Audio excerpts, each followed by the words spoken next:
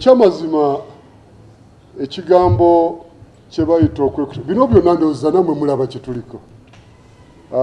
Eno mitendera olwedde twalangira dda pozisioni yaffe, n'olwekyo tekyetagala kugamba nti twekutudde, kubanga twekutula dda ku kanisa ya Amerika, naye waliwo olukiiko olukulu lwe bayita Province Assembly. Kaakati gino gye mitendera gyonna tetukyayinza kukolagana bantu bwe bati.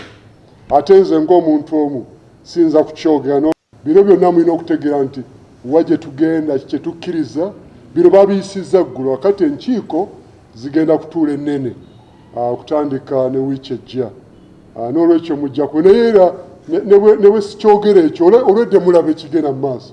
Ffe tuli ku byawandiikibwa, tetuyinza kukkiriziganya na bintu bwe tugenda e Rwanda mu mwezi ogwokuna GAFCON okwongera okusisinkana twogere ku nsonga nga zino. Waliwo abantu be bavujjiridde omudidi gw'ensimbi wano mu Uganda boonoona abaana baffe mu masomero okubayingiza mu busiyazi. N'olwekyo mwegendereza abantu abo bakozesa omukisa ogw'abantu abavubuka abeetaaga ennyo ensimbi.